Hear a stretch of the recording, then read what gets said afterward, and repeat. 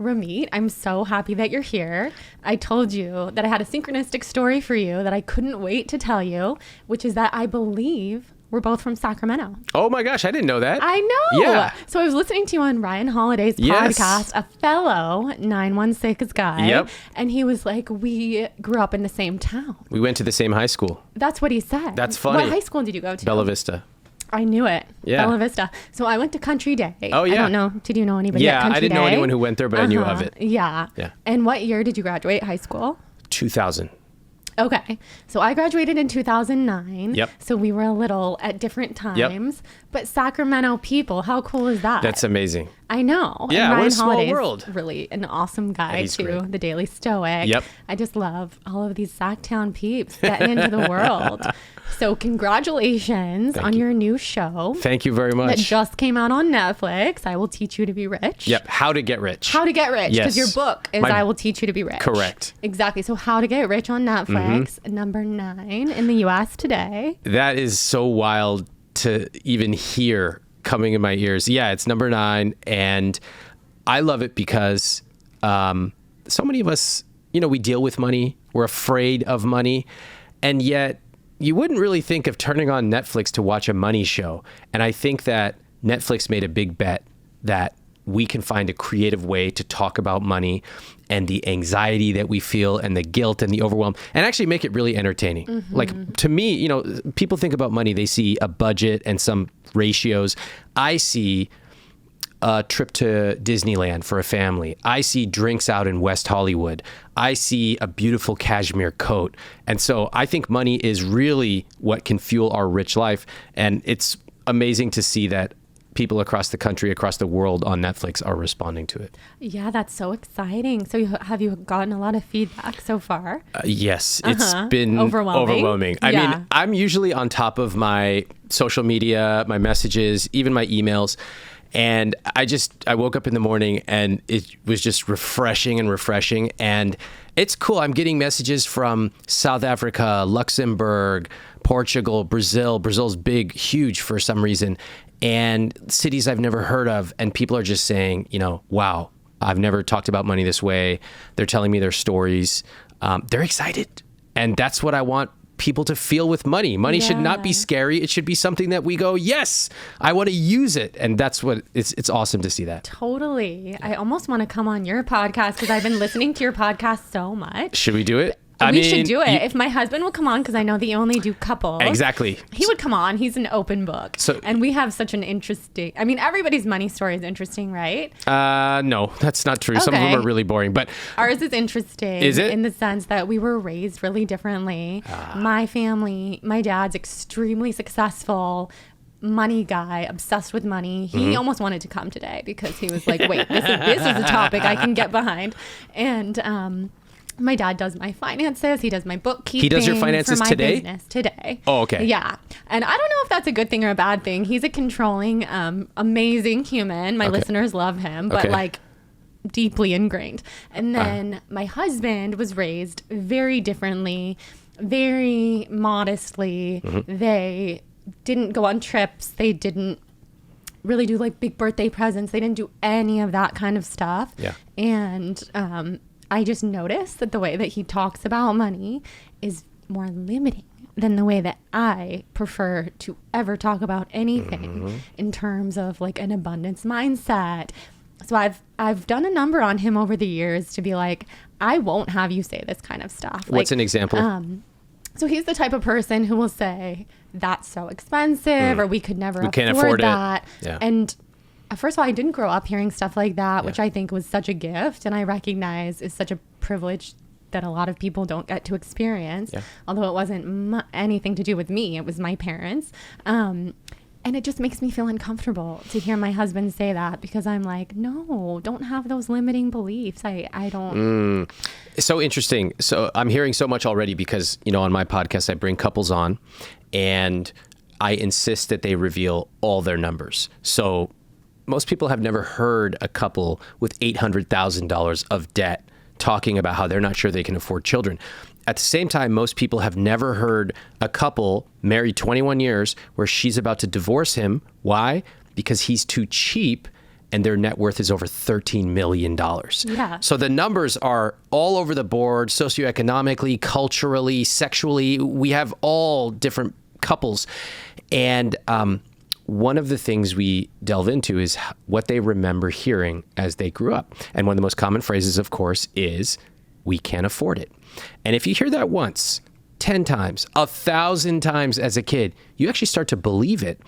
And it may be the case that you grow up and in your 20s, 30s, you get a nice job, you have money in the bank, but you will still tell yourself, we can't afford it.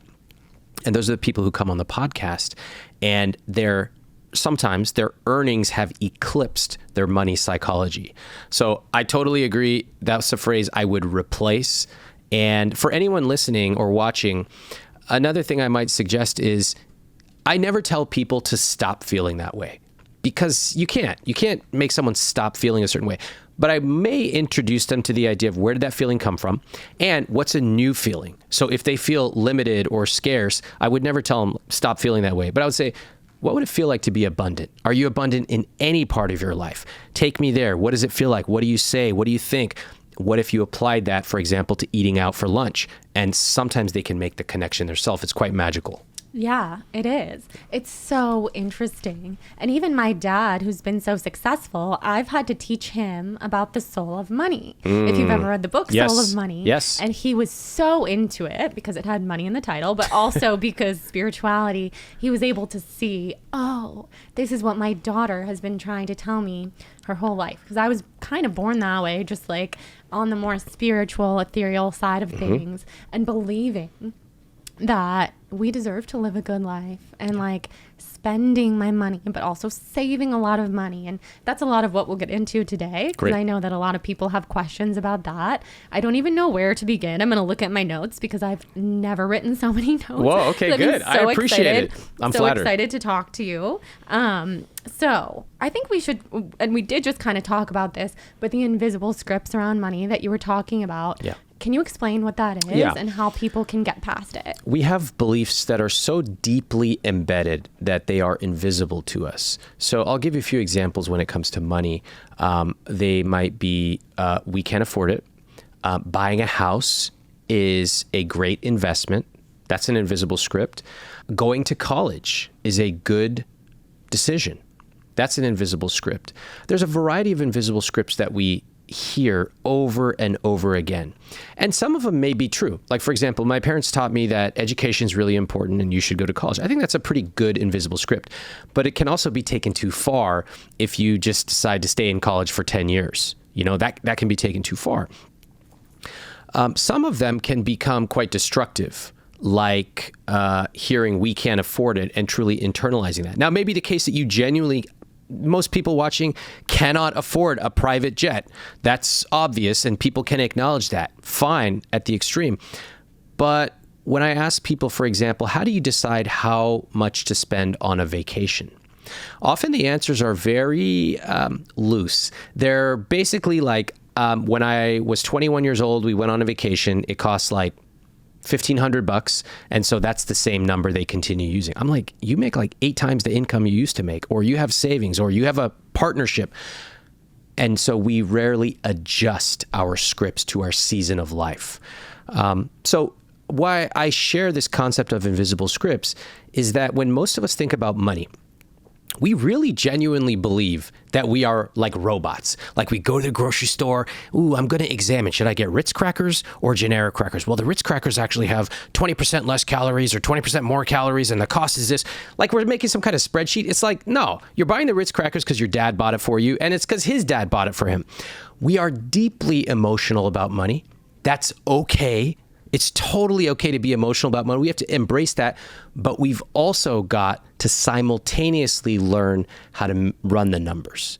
And so if we can do that, if we can be wise by running the numbers, understanding the language of money, and working on our money psychology, including our invisible scripts, suddenly we can start to make some really big progress towards our rich life. Mm-hmm. And having a rich life, just explain what that means to you. Yes. Because now that I've been reading your book and watching your show, I know what that means, and I love your philosophy, but just tell all of our listeners. Before I tell you my view on it, I would like to invite everyone to connect with what they feel when I say the phrase rich life.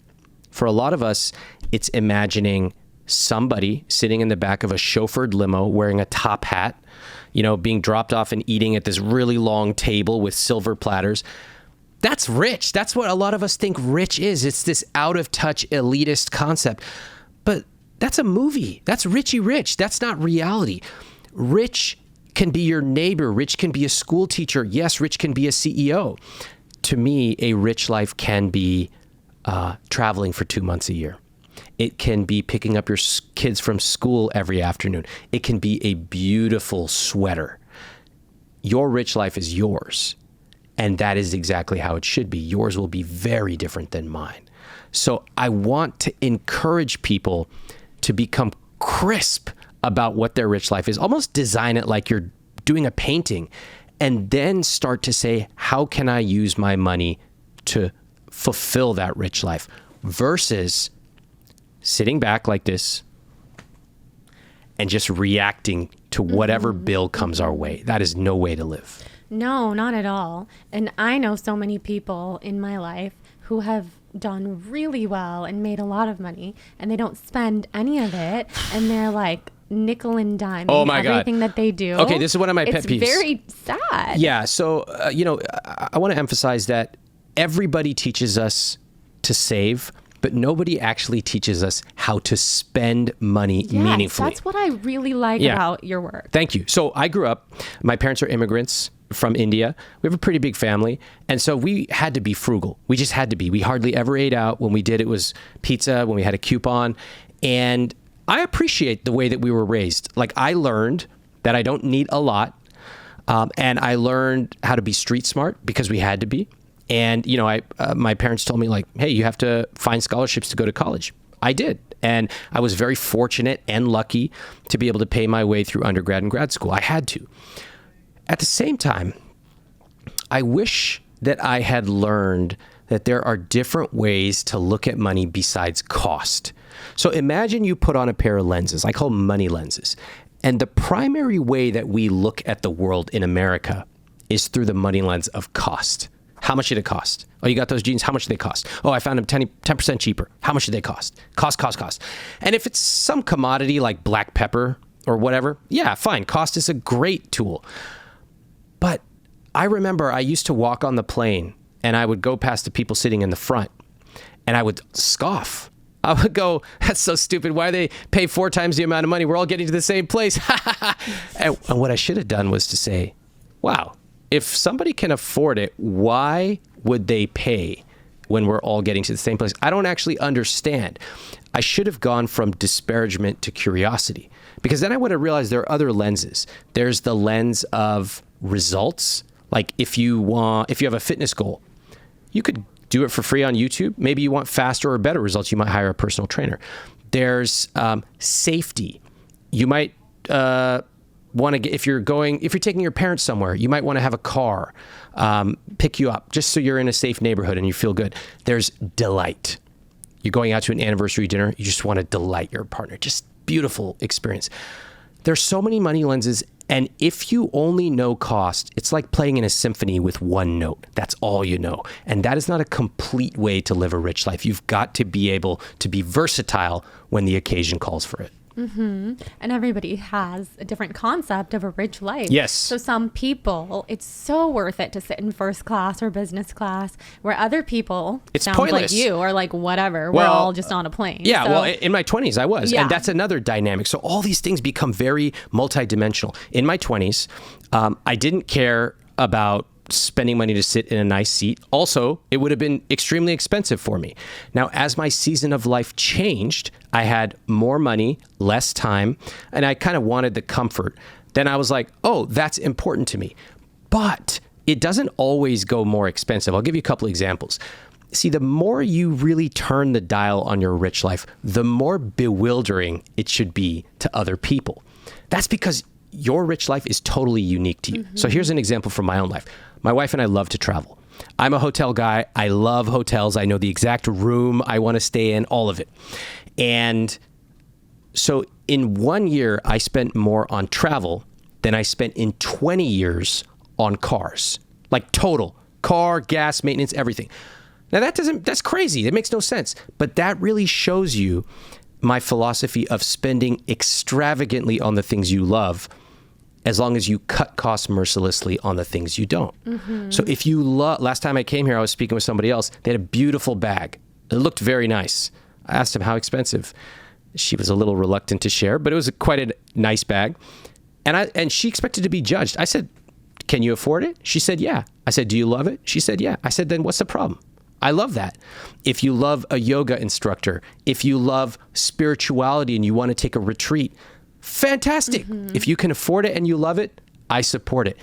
But you've also got to ask yourself, what is not important to my rich life, and then cut costs mercilessly. Yes. I'm so glad you brought that up, because that's something I just wanted to add from my own personal life, is that I think I've been living by your principle since before I even discovered you. And I don't know why. I think some people, I call it, because I'm so spiritual, money karma or like abundance karma.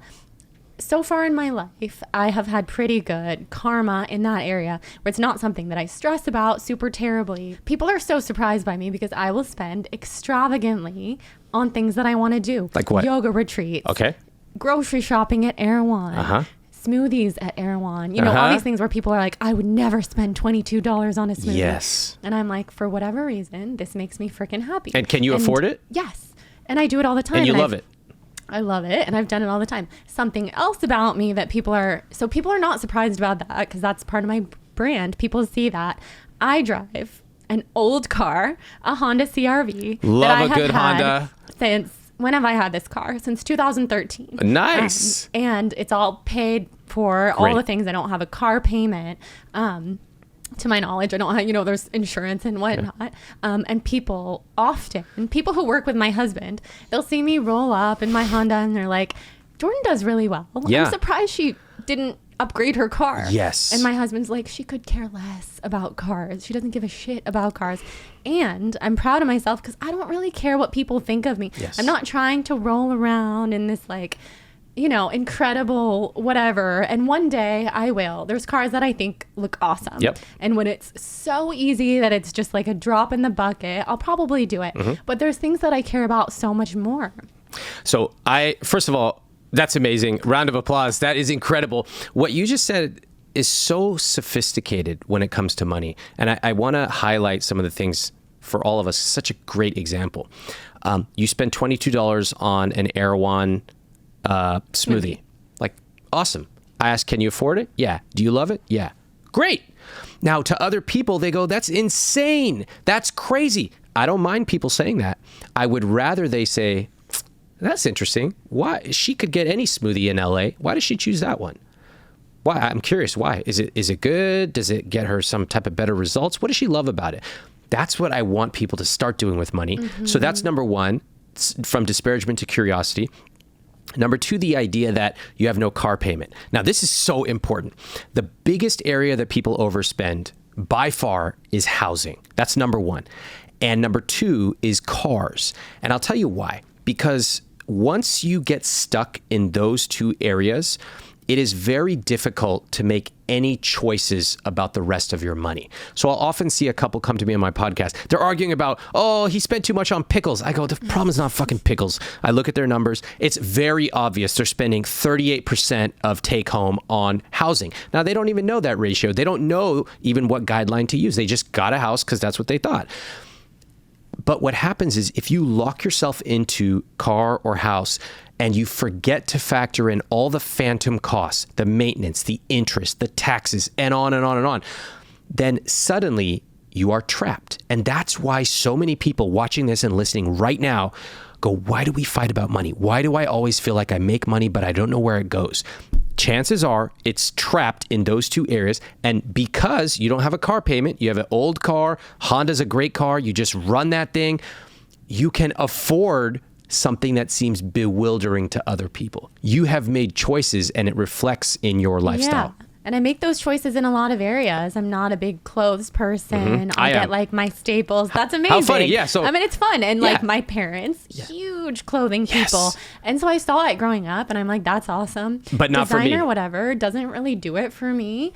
But once in a blue moon, I'll treat myself. But like I use it all the time. I love it. And then housing. That's the next thing I wanted to get to. Tell me. So I think so many people who listen to this podcast are in a similar boat, or they're going to be coming to this boat in a couple years, or they've already crossed this bridge.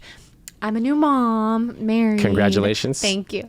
And we've been living in an apartment for a long time. And we're happy there. My parents actually live upstairs. So Cool. we have a lot of help. And Yeah. it's amazing. We really want to have a house. And I'm saying have a house because I don't really care if we buy the house or rent the house. Okay. But to live in a house sounds great because I want my son to have a backyard. We're kind of outgrowing our space. There's neighborhoods that I love. The housing market seems insane right now. Yeah. It's like a beast that stresses me out. We've been looking for houses for 2 or 3 years. And until I started diving into your work, what I hear constantly from people like my dad. Can I guess? Yes. You're throwing money away on rent. Yes. Don't pay your landlord's mortgage. It's good to build equity. Yes. Any of these things? Yeah. Oh, How did I know? 100%. You're just throwing your money into the trash can. Like, blah, blah, blah. You need to build equity.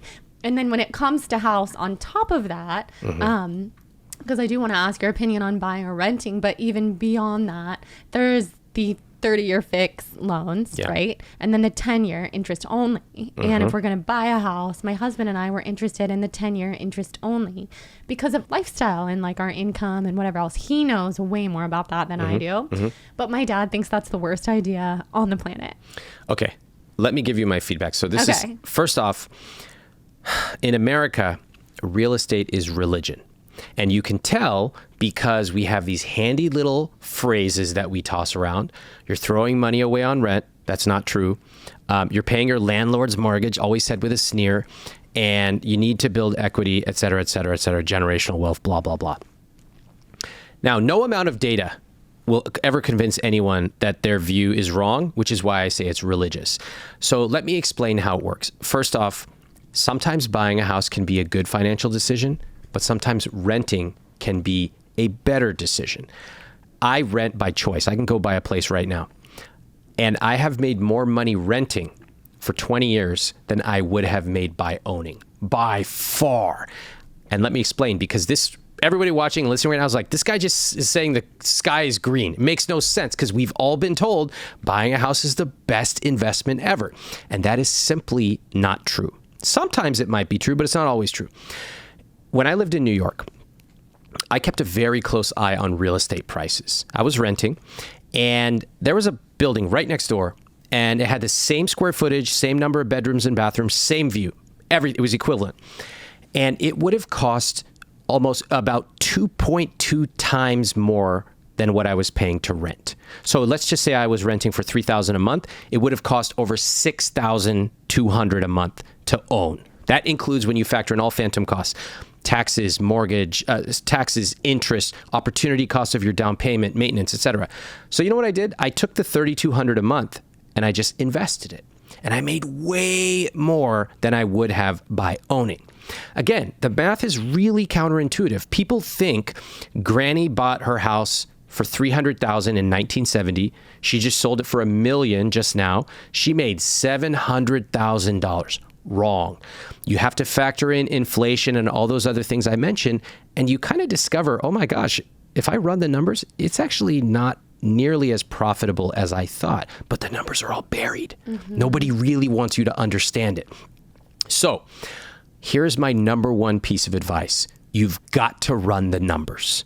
It sounds simple, like you've got to run the numbers on the biggest purchase of your life. Yes, you actually need to you need to be really smart. You need to know how much higher than your 28% gross income are you spending on housing. You need to know your phantom costs. You probably should have 20% saved up. You may not have to put it down, but you should have it saved up, et cetera, et cetera, et cetera. There's about 5 steps you should have. Most people don't do this at all. They treat it like ordering a pizza. Oh, my mom and dad told me to buy a house. I'm going to go buy a house. And then they are surprised when taxes come or they have maintenance or simply it just takes a lot of time to fix stuff. So if you're watching or listening, I never want you to feel guilty about renting. Renting can be a really good decision, especially in cities like LA, New York, San Francisco. But I do want you to run the numbers. And if you choose to rent, maybe because you can't afford to buy, maybe because you don't want to buy, maybe it's not a good financial decision, or you just want someone to fix the light bulbs. That's totally okay. That can be part of your rich life too. Yeah. And then the 30-year fix versus 10. So either one of those could work. Your dad's does not like the 10-year interest only, right? Because as far as I know, and before I started reading your book and stuff, I was not super interested in finance, I have to say. How could you not be interested in this? It's shocking. Know. It's interesting. It's something that I always felt like I didn't know that much about, which goes back to like my dad has handled this for me for so long that I've just kind of been able to turn a blind eye. I've been told many times by many people that's not good, like, which I agree. Like, I think it's really good to be really invested and to know what's going on, which I also have, which we can also get into a whole other thing. But my dad wasn't a big fan of the 10-year.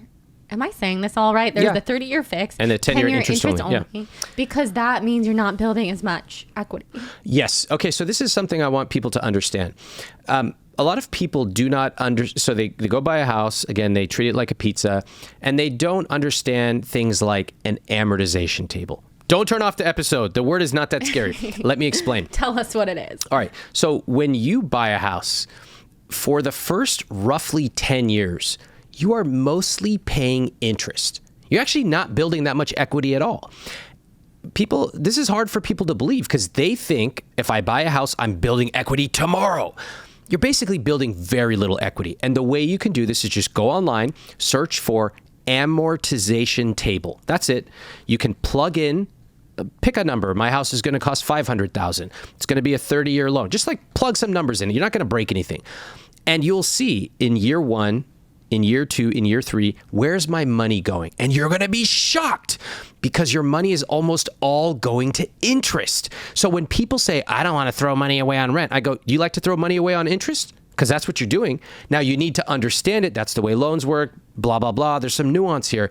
But it is disingenuous for people to say, I'm throwing money away on rent. You don't say that when you go to eat out at a restaurant. I'm throwing money away at this beautiful dinner. No, you say, I'm paying for dinner. I'm getting great value. I'm paying my landlord's mortgage. How come you don't say, I don't want to pay my restaurant owner's mortgage? These are just phrases. They're so dumb. They don't even make sense.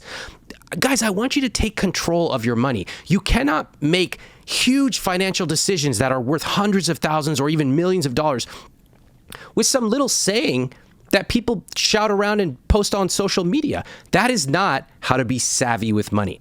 Take this seriously. Know your numbers. You got to learn how to run them. I show you how to do all this stuff on my website and, in my book. And also master your money psychology. If you are comfortable and saying, hey, I'm not going to buy, it's not part of my rich life right now, great. If you go, Ramit, I want to buy. I've run the numbers. Maybe it's more expensive than renting. I don't care. It's part of my rich life and I understand the ramifications. I go, fantastic. But you've got to know both of those pieces of the puzzle. Yeah, I love that. I'm totally in agreement with you. Yeah. And to go back to something I was saying before, just because so far what I've said could make me sound like I've just been really ignorant of the whole financial part of my business, which I haven't been. Like, I think I've been very entrepreneurial and I've invested in a lot of different wellness brands over the years. So that's something that I've been passionate about, investing in other stuff, stocks, bonds, etc. Good. Not so much in my wheelhouse. Oh, okay. My dad does that on my behalf, but I've invested in some incredible wellness brands that have done really well, and that's been like a whole exciting part of my of my portfolio.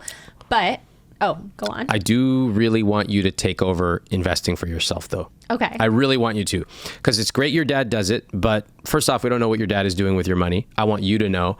And two, with you and your husband creating your family now, it's really important for you to be a really active participant, if not for the simple reason that one day your little one is going to get older and see mom and dad talking about money.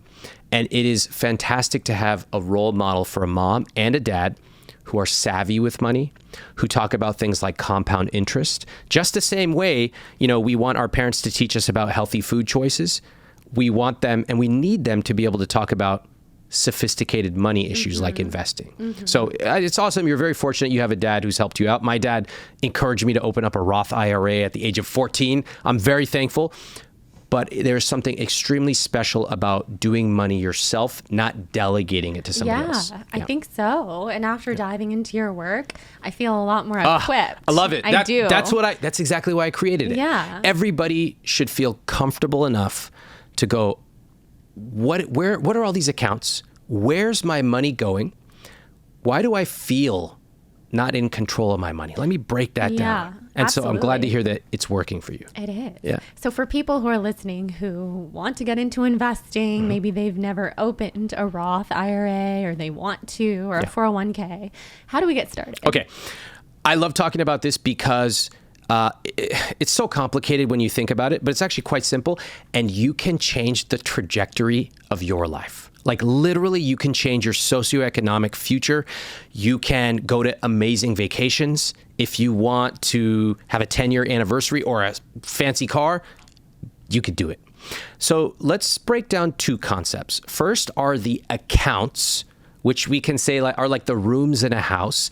And the others are the actual investments that you're going to choose. That's like the furniture in each of those rooms. Okay.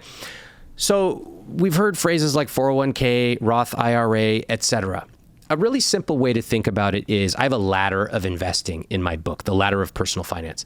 And you basically go in order. If you have a 401k match at work, you want to open that up and you want to contribute money to that account.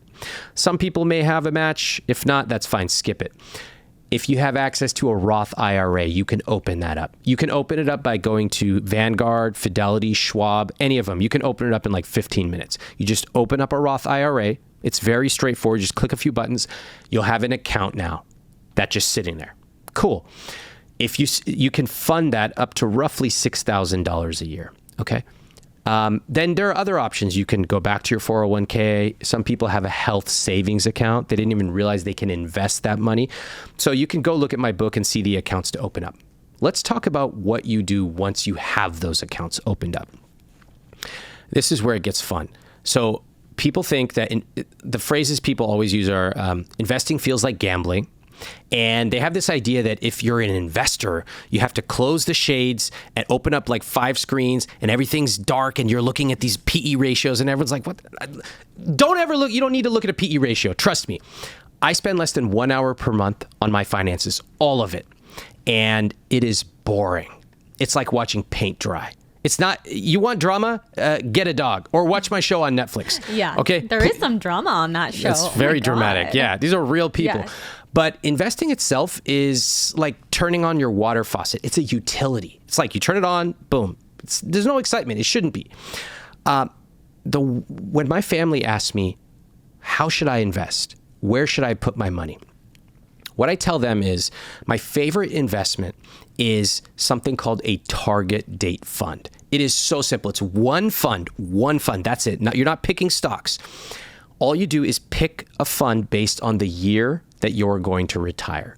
So let's pretend you're going to be 65 in 2040. Let's just say you would pick a fund called Vanguard 2040 or Fidelity 2040, Schwab 2040. And what that is it's one fund. It's automatically diversified. It includes stocks and bonds. And as you get older, it gets a little more conservative. That's good. You want to be a little safer as you get older. And all you got to do is put money into that fund. That's it. So remember, just to summarize, we've got a bunch of different accounts. You can open those up, 401k, Roth IRA. Inside of those accounts, you can buy a target date fund as a simple way to get started. It's low cost, it's diversified, and you're done. Every month, money goes in, it automatically invests, and you don't have to think about it at all. Wow. That's going to be so helpful for so many people listening, as well as myself. And also, okay, you will laugh about this. I was literally texting my dad this morning so that I would know all the things that I have. Oh, good.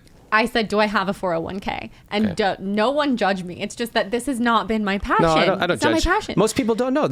It's like asking, do I have a carburetor in my car? Like, no, those are the things I don't know. It's the same reason why I haven't put gas in my car since before I got married, because Jonathan will do that for me. Okay. I have. Do you know how to put gas in it? Yes. Okay. All right. Yes, but I've made mistakes in the past. So I put diesel in my car. Nobody trusts me anymore. So there's thing I say. I'm not from here. Listeners to this podcast, I'm not from this planet. I'm like this ethereal being. I'm about to bring you to this planet and learn how a Vanguard fund works. I do want to be grounded on this planet. Please. That's my goal for this year. That's part of why I wanted to talk to you.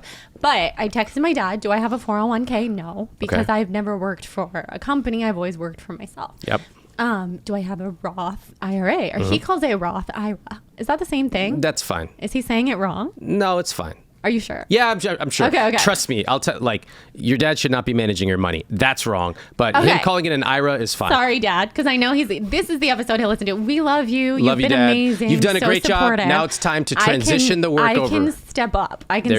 So I have a Sep IRA. Oh, very good. What is that? Sep IRA is very similar to a Roth. It's for self-employed people.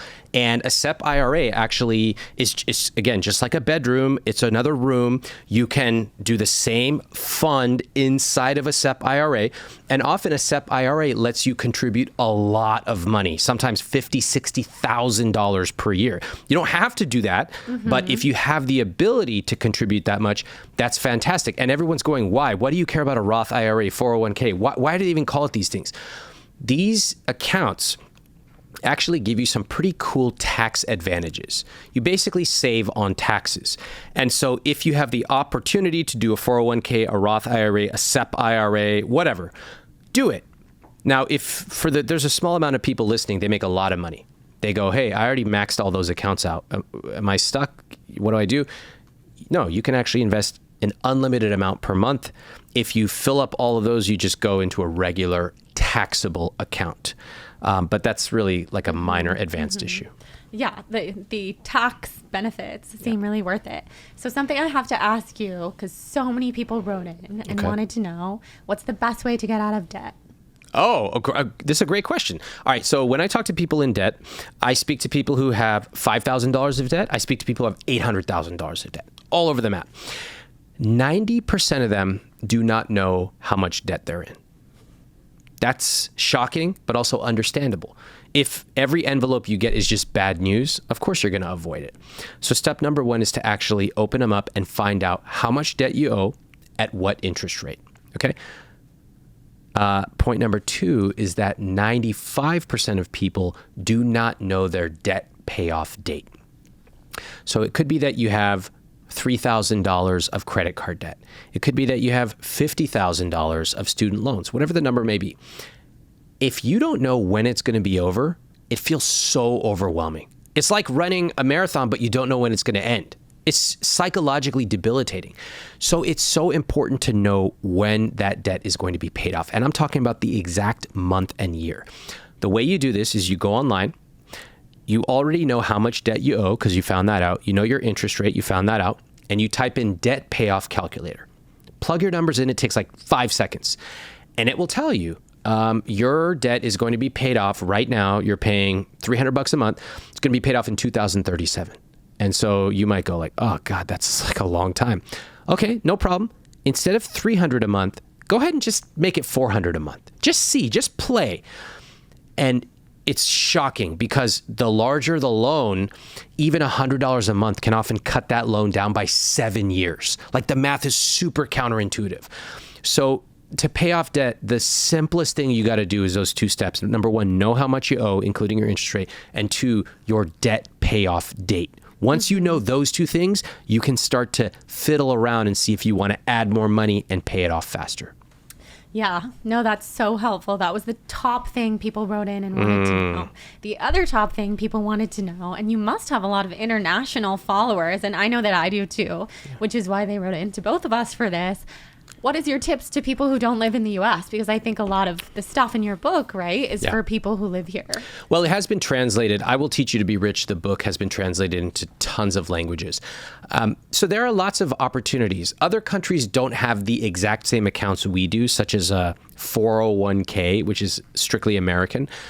But the concept of if you start investing at this age, you can actually calculate exactly when you will become a millionaire. That's universal. That's just math. The concept of understanding the relationship between debt and investing, that's universal. Depending on what country you're in, you have different investment options. That's okay. I often hear from a lot of Canadian readers, for example. They go, we don't have a 401k.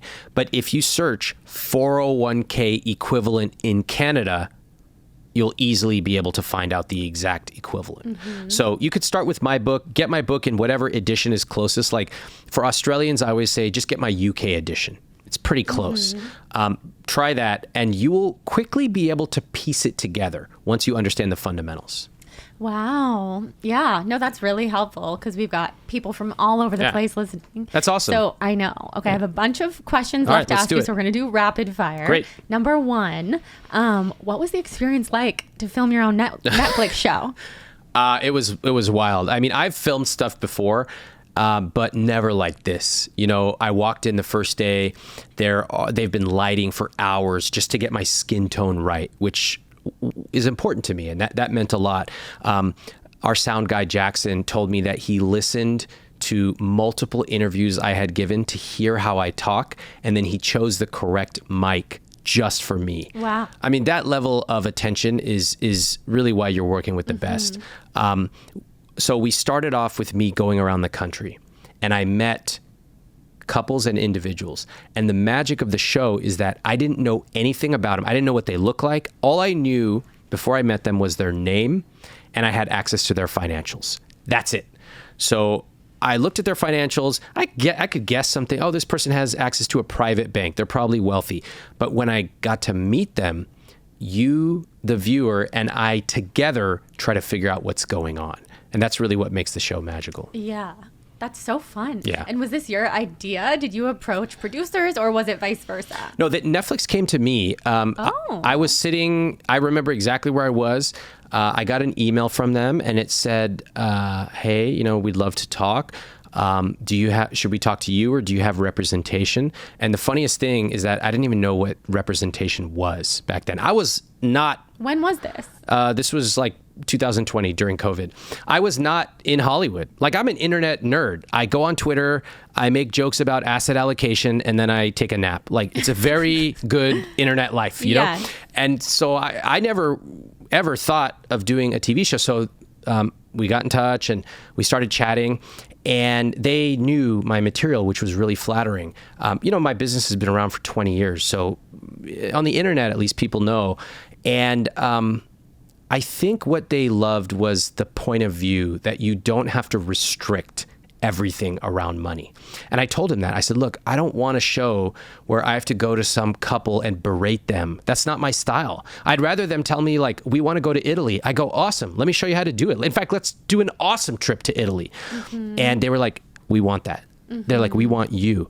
And they gave me broad creative control. And so it was a total journey into learning about how Hollywood works and deal making and all of that. Wow. Well, you're really good on camera. That was the first thing I was noticing when I watched your show. I was like, he's super comfortable. I'm impressed. Thank you for saying that. Honestly, the first scene was the first day I ever shot. I was on the couch with Matt and Amani, and you know, it's one thing, I have my podcast, I do it on Zoom, but it's another thing to go into somebody's home. That is as intimate as it gets. Yes. Right? And they welcome me into their home. We're talking about their finances. Like, in America, this is more intimate than sex. Yeah. It's like shocking. And so I was there, and I watched that scene. It's like on episode 1 of How to Get Rich. And I remember being nervous, and I remember when the camera started rolling, there's this phrase, you know, you forget about the cameras. And I never believed it. But it really is true, because they started arguing. I was asking them questions, and it was like it was just the 3 of us. Yeah. Nobody else, even though there were multiple cameras, et cetera, in the room. I think it's really a testament to the fact that we all have something that we are worried about when it comes to money. And most of us just do not know who to turn to for help. Totally. Yeah, you had therapist vibes the way that you were in there, like with these couples. And I just felt like you were doing an amazing job, and I only got to watch the first episode, but I'm going to go home and watch many more. Yeah, well, it came out yesterday, by the way, people. So I would have watched a lot more if it didn't have just come out yesterday. Totally. But when this comes out, the show will have been out for a couple weeks, so I'm sure so many people listening will have tuned in. Awesome. I'm excited. There's like drama between couples. You're bringing people hope. I love that sweet couple. They were the middle couple. Yes. On episode 1. You were bringing them hope, and they were so sweet, and they want to buy a house, and they have kids, and that I liked them. They're super likable. Monique and Donnell. All really lovable. Yes. So my husband and I were both like, we like them. Oh, I love that you watched it together. Yeah. That makes me excited too, because I think for a lot of us, especially in couples, money is something that people only talk about when they're fighting, or when there's some kind of decision to be made. So it's almost like this transactional thing. And I love the idea, just like food, like my wife and I, we'll talk about like, oh, look at this restaurant. Oh, we should try that. Oh, we had that Thai food last night. And it's just a thing that brings us together. And I actually think money is that way. We don't think of it like that. But for us, my wife and I will talk about like, where do we want to go this year? Who do we want to bring with us? That's money. Yeah. It's just using money for the thing we love, which is travel. And so if you're watching this and you have a partner, or you're solo, it's like really getting in touch with yourself and your partner. What do we love? What's the thing we want to spend more on? What do we not care about? Thing that we could maybe economize on. And suddenly you start to have these regular conversations that are like, how do we build our vision together? Yeah. That's exciting. It is exciting. Yeah. So Jonathan got excited, my husband, because we're going to talk about our rich life. And we have a good dynamic around money together, contrary to what I said in the beginning. I do tease him and I tell him, do not talk about limiting beliefs in front of me. With money or with anything. Like, I will not have it. I'm the same way with my friends. I'm like, let's not say it that way. Yeah. Let's say it this way. Yeah. And just be more conscious about it, which is just that more spiritual approach to life. So we loved watching it together. That's awesome. And then, final rapid fires for you. Sure. And then we must have you back on, because I have it. 6 million more questions for you. Good thing we didn't talk about banks, because you're not going to approve of my Wells Fargo life. So let's do a whole episode on banks. It's going to sound to my listeners like that would be a boring topic. No. We will make it fun. I'm going to roast the shit out of these banks. They're mostly awful. I'll tell you the ones. Let's do an episode roasting banks. That'll be do you have like 6 or 7 hours on your podcast? I always do. Done. Yes. Okay, so we're going to do it. But super rapid fires, just to finish up. What is your zodiac sign? Cancer. Oh, when's your birthday? June. June 30th. Oh, June 30th. Okay, we what love does that Cancers. mean? Really? Yeah. Okay. We're a water sign. Okay. Yeah, we just have to know everybody's sign. So, like, what does that mean? Like, it means that you are emotionally tapped in. You're a good nurturer. You're a water sign, which means you can ride those emotions pretty well. Okay. Cancers can be sensitive. Okay. They're homebodies. That's true. Mm-hmm. So, like, your this is totally accurate. Important to you. Okay. I know. Do you know your human design? No. Okay, we have to look it up. Okay. If you could be in a room with 3 people, who would they be? Dead or alive? That's a very interesting question. Okay. I'll say my wife, Captain Picard. These can be fake people, right? Who's that? Yeah. You don't watch Star Trek: The Next Generation? No. Okay. Well, this person is an actor. I mean, he's a guy on a show, but I like him because he's a great example of leadership to me. And I would say Abraham Lincoln. Very good. Yeah. What's one tangible tip that you have for our audience to take away? In terms of your credit cards, a simple thing to do is to have one cashback card. A good card is like Fidelity 2% cashback, or Capital One 2% cashback. If you like a travel card and you spend enough to justify it, Chase Sapphire Reserve, that's a pretty good card. And that's it. Don't overcomplicate it. The more your life, you become more successful, fight for simplicity. Keep it really simple. I love that. Simplicity with everything. That's my motto as well. Yeah. And where can everybody find you? Well, you can see my show, How to Get Rich. It's on Netflix. You can find me. My book is called I Will Teach You to Be Rich. That's the thing. If you want to get started with your money, get it at any library or bookstore. And my newsletter is on my website at iwillteachyoutoberich.com. Amazing. Oh, and my podcast, of course, where if you love talking about money and being voyeuristic with money, you can hear couples actually come on and share everything about their financial lives. Yeah, that's super interesting. Yeah. People have to be really vulnerable and comfortable with you to do that. Yes, definitely. That's amazing. Yeah. And finally, do you ever go home to Sacramento? Do your parents still live there? Yeah, of course. I go see my parents. I love it. And I have like awesome memories of my childhood growing up there. What are like your favorite things to do in Sacramento? I never get to talk to Sacramento people on the podcast. I just hang with my parents. Like I turned back into being like a high school kid. I sit on the couch. I eat my mom's food. We just sit in the backyard. It's great. I love that. Yeah. Well, that was just such a cool synchronicity. You had to bring that full circle. Yeah. Yay. Well, thank you. This was incredible. Thanks for having me. Absolutely.